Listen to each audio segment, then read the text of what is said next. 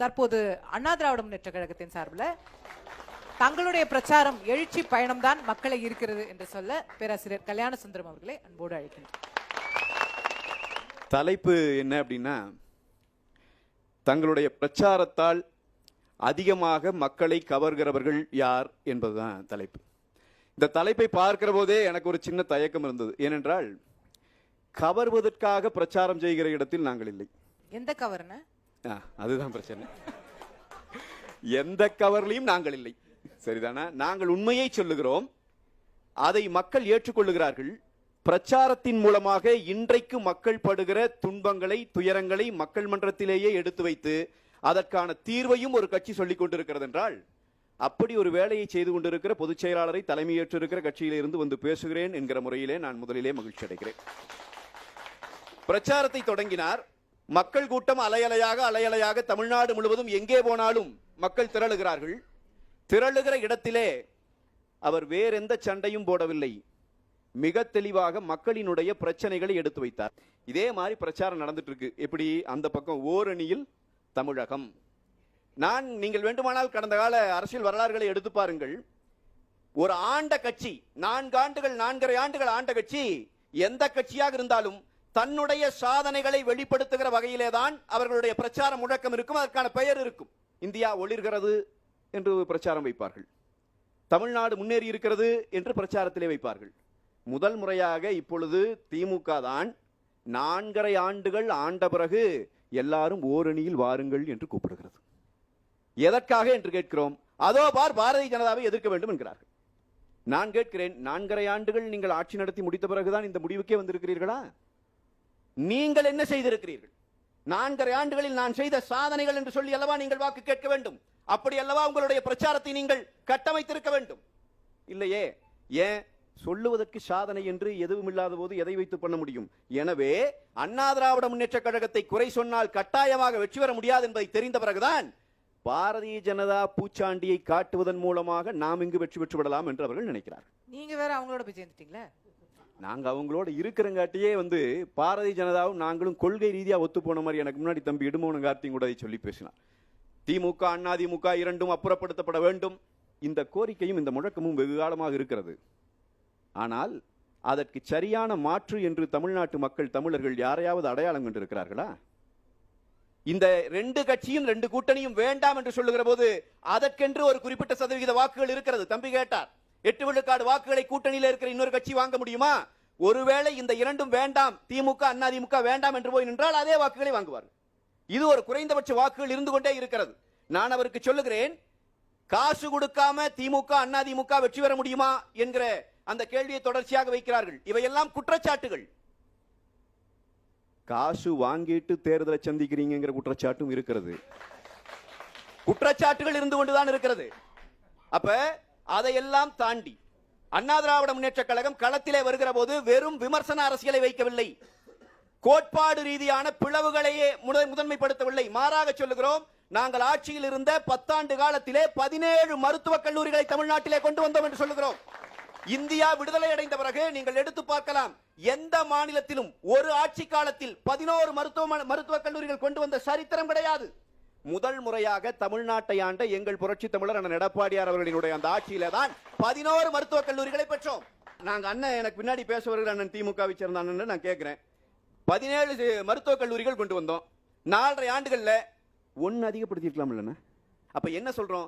இலவசமாக மனிதனுக்கு கல்வி கொடு, இலவசமாக மனிதனுக்கு மருத்துவம் கொடு. இதற்கெல்லாம் முன்னெடுப்பை எடுத்த இயக்கம் அதிமுக. அதைத்தானே நாங்க சொல்றோம். 2000 அம்மா மினி கிளினிக்குகளை கொண்டு வந்தோம்.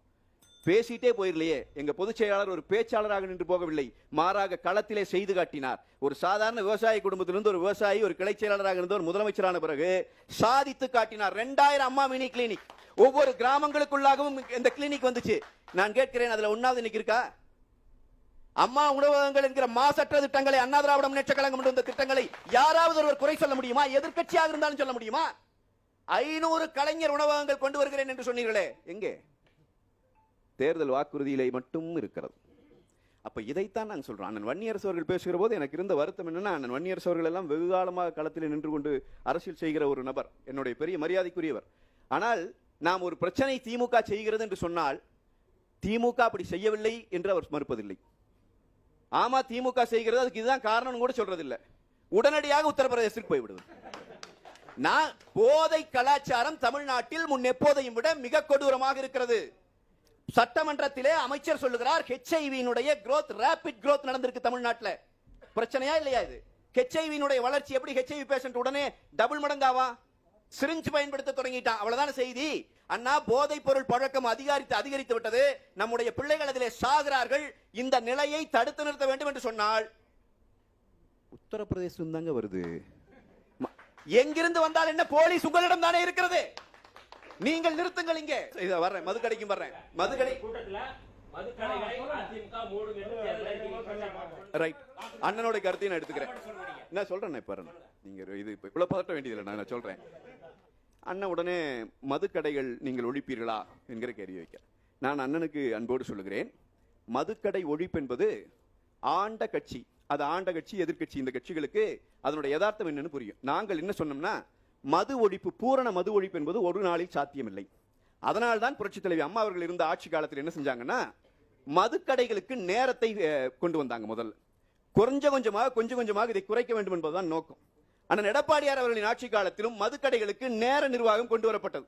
அதனுடைய நேரம் 24 மணி நேரம் திறந்து இருக்கலாங்கிற நிலைமையை மாற்றணும். தனியாரிடம் இருந்து அதை எடுக்க, அந்த மது தனியாரிடம் கொடுக்கப்பட்டு மிகப்பெரிய அளவிலே கொள்ளை நடந்து அதிலே கலப்படம் நடந்த காலத்திலே தான் அதை அரசு விற்க வேண்டும் என்கிற நிலைக்கு கொண்டு வந்தோம். இதெல்லாம் நடந்து மதுவினுடைய கன்சியூமர், நாங்க அண்ணனுக்கு வேணா ஒரு டேட்டா சொல்றேன், எடுத்து பாருங்க. 2017-18 அந்த ஆண்டிலே போடப்பட்ட பட்ஜெட்டை எடுத்து பார்க்கணும். டாஸ்மாகில் வருமானம் குறைந்திருந்தது அந்த ஒரு ஆண்டு தான். அதற்கு அடுத்த ஆண்டு ஒரு ஆண்டு தான் 500 கடை மூடுனீங்கன்னு நினைக்கிறேன். அதனால ஒரு 500 கடை மூடணும் டாஸ்மாக்ல. அதுக்கு அப்புறம் இல்ல, நான் செய்தி சொல்றேன் கேளுங்க. அப்புறம் திரும்ப திறந்துட்டீங்க, சரியாயிடுச்சு போல. இந்த டாஸ்மாக் கடைகளை மூடி 2017-18 குறையுது. 2018-19 இந்த மது வருமானம் அதிகரிக்கிற போது மதுபானத்தினுடைய விலையை அரசு அதிகரித்திருந்தது. இதை எடுத்து சரியா கவனிச்சு பார்க்கணும். அப்ப இதற்கான முயற்சிகளை எடுத்தோம், ஆனால் அந்த முயற்சிகள் தொடரப்படவில்லை. இன்றைக்கு 24 மணி நேரம் மதுக்கடைகள் திறந்திருக்கிறது. அவ்வளவுதானே ஒரே கேள்வி. டார்கெட் ஃபிக்ஸ் பண்ணீங்களா இல்லையா? இல்ல, நாங்க வர்றோம் அதுக்குமே. இப்ப 24 மணி நேரமும் இந்த மதுக்கடைகள் திறக்கப்பட்டு முழுமையாக இது கொண்டு வந்து கணக்குல காட்டின தொகை, நீங்க டார்கெட் நீங்க கேக்குறீங்க பாருங்க. அண்ணா திராவிட முன்னேற்ற கழக ஆட்சி முடிகிற போது 30,000 கோடியாக இருந்த மதுக்கடை வருமானத்தை 50,000 கோடி கொண்டு வந்து நிறுத்திக்கிறீங்க.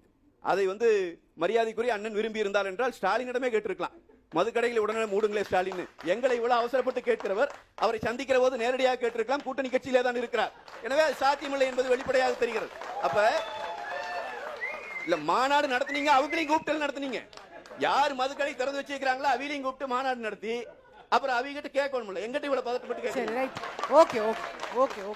இந்த பிரச்சாரம் இன்றைக்கு மக்களிடம் போய் சேர்ந்து கொண்டு இருக்கிறது.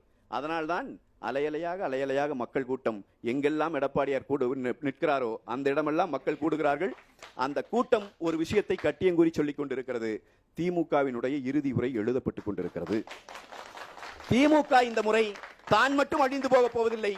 திமுகவின் கூட்டணி கட்சியிலே இருக்கிற 2ஆம் கட்ட தலைவர்களை தமதானவர்களாக்கி கொண்ட பிறகு அந்த கட்சிகளையும் சூறையாடி கொண்டிருக்கிற திமுக கூட்டணியோடு சேர்ந்து தன்னுடைய இறுதி காலத்தை அடையும் என்பதுதான் இந்த தேர்தல் முடிவுகள் காட்டப் போகிற செய்தி.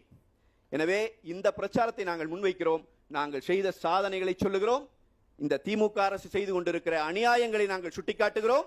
இது மக்களுக்கு இன்றைக்கு தேவையா என்பதை கேட்கிறோம். மக்கள் தேவை என்பதை உணர்ந்திருக்கிறார்கள். நீங்கள் ஒரு புதிய ஆட்சியை, அனைத்து இந்திய அண்ணா திராவிட முன்னேற்ற கழகத்தின் ஆட்சியை இந்த மண்ணிலே கொண்டு வர வேண்டும் என்கிற முழக்கத்தை வைக்கிறோம். அந்த கோரிக்கை ஏற்றுக்கொள்ளப்படும். அதே போல எங்க கூட்டணிகளை பற்றி எல்லாம் சொன்னாங்க. பாரதிய ஜனதாவோடு கூட்டணியிலே சேர்ந்து விட்டார்கள். நான் சொல்லுகிறேன், பாரதிய ஜனதாவை விட காங்கிரஸ் ஒன்றும் உத்தம புத்திர கட்சி கிடையாது. தமிழர்களை கொன்றதிலே காங்கிரசுக்கு நிகராக கொலை செய்தவன் வேற எவனுமே கிடையாது. ஏன்னா இன்னைக்கு என்னமோ புதுசா நீங்க காங்கிரஸ் தூக்கிட்டு வந்து மேல இருந்து தேவதூதர் இறங்கி வந்து விட்டதை போல ராகுல் காந்தி அவர்கள் வந்து விட்டார் என்றால் ஐயா எல்லாம் ஒன்றும் மாற்ற மாட்டார். 15 ஆண்டுகள் கருவாடு மீனானாலும் ஆகலாம், காங்கிரஸ் இனி நாடாளாது என்கிற நிலை வந்த பிறகுதான் இன்றைக்கு புதுசா பேச தொடங்கிட்டு இருக்கிறீங்க. எனவே தேசிய கட்சிகளுக்கு ஒரு கொள்கை உண்டு, மாநில கட்சிகளுக்கு ஒரு கொள்கை உண்டு.